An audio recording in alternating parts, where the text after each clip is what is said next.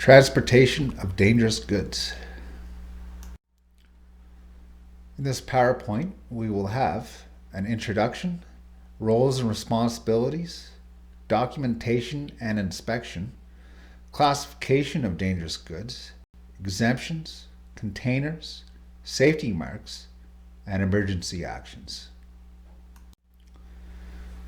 TDG, or the Transportation of Dangerous Goods, prohibits anyone from transporting dangerous goods unless it is within the requirements of the Act and the TDG regulations. It was implemented to promote public safety during handling and transport.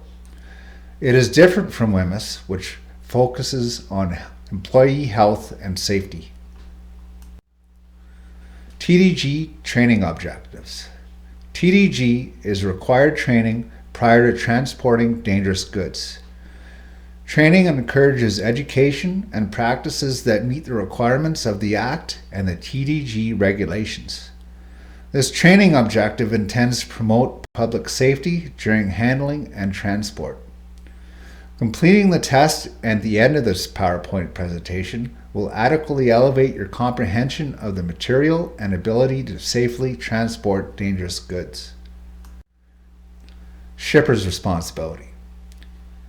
Look up the classification of the product. Select correct container for the product. Complete required shipping documentation. Ensure the containers have appropriate label and markings. Correct placards are posted on the transportation vehicle. The consignor is responsible for classification of dangerous goods before the carrier takes possession and providing shipping documentation. Driver's responsibility. Shipping documents are properly completed and available. Labels and markings. Check that labels and marking match shipping sheets. Containers. Properly labeled, marked prior to transporting. Product secured within container and container secured so no potential leak or spill or accidental release. Placards are correct and posted on truck. And make sure loads are properly secured. Any document that accompanies dangerous goods being handled, offered for transport or transported, describes or contains information relating to the goods, includes a bill of lading, cargo manifest, shipping order, waybill, and or switching order. Location of documents. When in cab, must be within arm's reach. When outside of cab, must be on seat, driver's door, or in pocket of driver. When being inspected, training certificate is available. Documents for product are correct and available. Labels and markings are on product and corrected. Containers are appropriate for product. Placards are correct and posted. Loads are safely secured. Classification overview includes classification, packing groups, shipping name, and UN number. Determining classification. Look up the list of dangerous goods. Check previous shipping documents.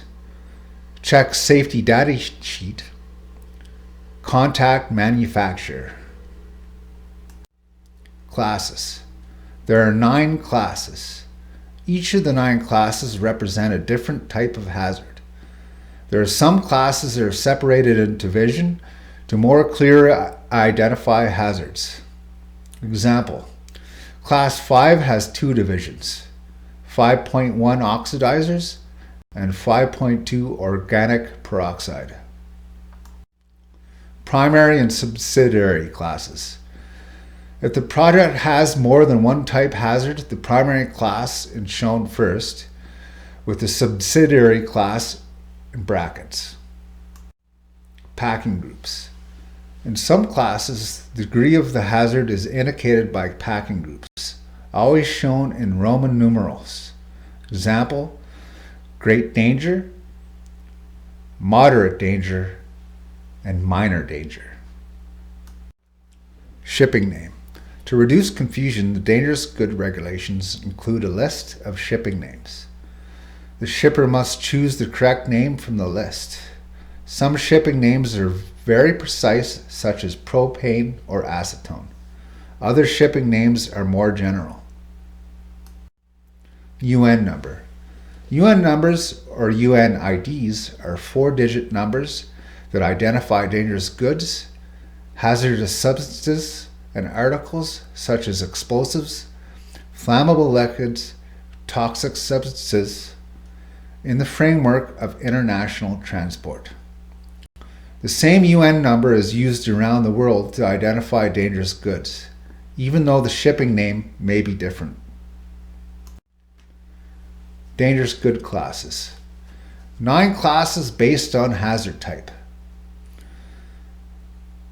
Explosives, gases, flammable liquids, flammable solids, oxidizers, poisons, radioactive materials, corrosives, and lastly, miscellaneous. Class 1 explosives. All Class 1 explosives are in Packing Group 2. 1.1 Mass explosion hazard, 1.2 Projection hazard, 1.3 Fire hazard, 1.4 Minor hazard, 1.5 Very insensitive, 1.6 Extremely insensitive. Class 2 Gases. Gases are normally transported under pressure and may have several hazards. Example, might erupt violently, vapors, and spreads rapidly. 2.1 Flammable. 2.2 Non-flammable, non-toxic. And 2.3 Toxic. Class 3 Flammable liquids. Materials of Class 3 are dangerous because their vapors can ignite and cause explosions and intense fires with a flash point. Flammable liquids are separated into packing groups. Class 4 Flammable substances. Class 4 products ignite easily and have fire hazards that are difficult to control. Separated into divisions depending on the type of danger, also separated into packing groups. 4.1 Flammable solids, 4.2 Spontaneously combustible, and 4.3 Dangerous when wet. Class 5 Oxidizers and organic peroxides. Class 5 materials can provide oxygen to increase the intensity of fire. 5.1 Oxidizer. Substances that contain large amounts of readily available oxygen that will feed a fire. Separated into packing groups.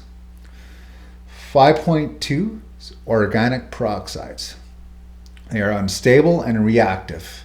When they are combined with other materials, they can burst into flames, create heat, and provide more oxygen.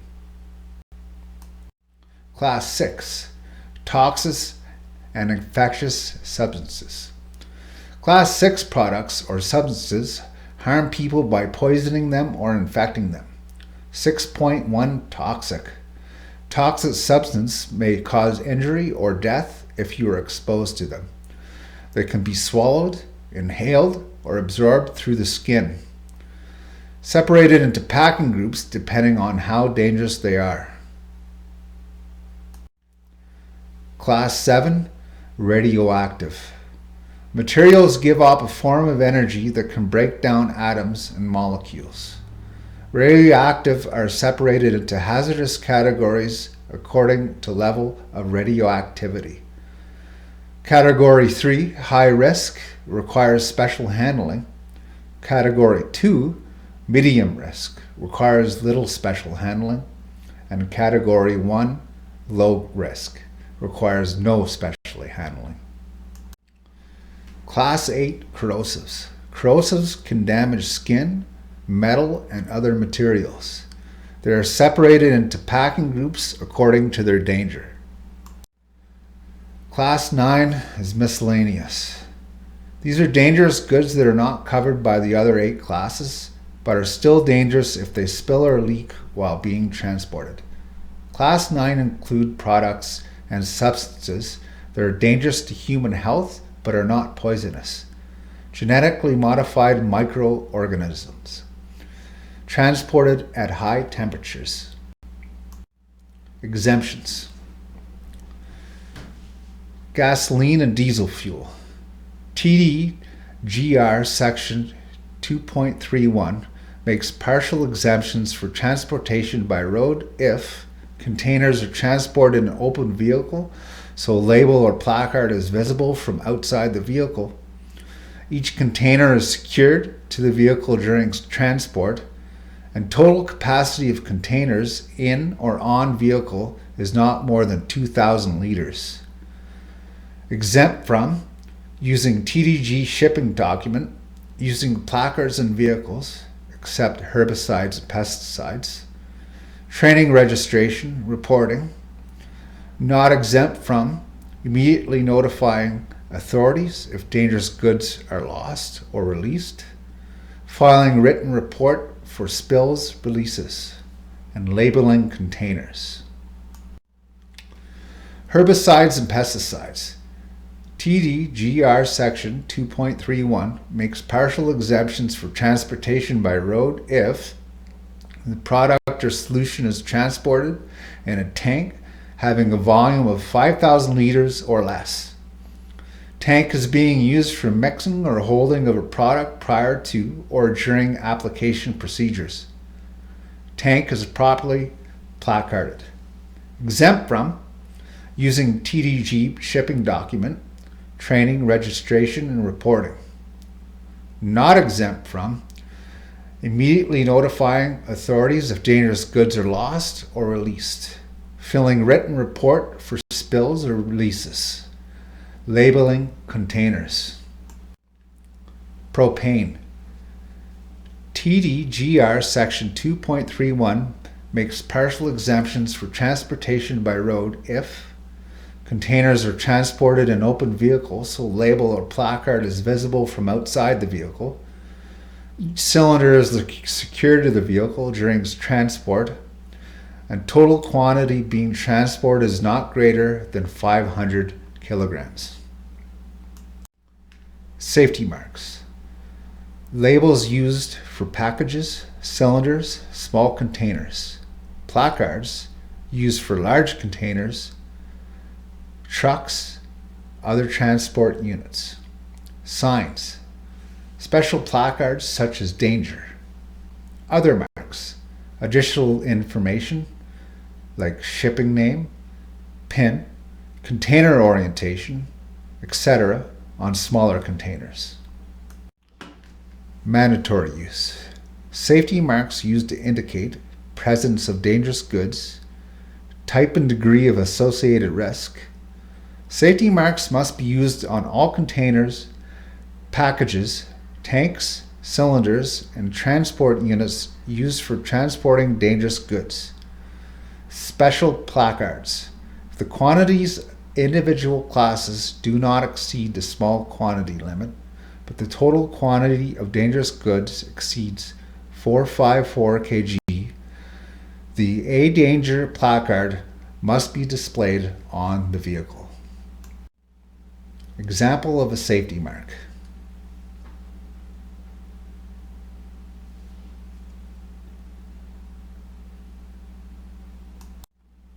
Emergency reporting. A discharge, emission, or escape from any container must be reported if greater than quantity for immediate reporting. Class 2.1 propane, 100 liters. Class 3 gasoline diesel, 200 liters. Class 6 herbicide pesticides, 5 kg or 5 liters. All fires and explosions, including dangerous goods, must be reported. Immediate notification. A person who has charge of dangerous goods and discovers or is advised of a spill, release, or fire shall immediately notify local police, his or her employer, owner, lessee of vehicle, owner or consigner of shipment. Written report.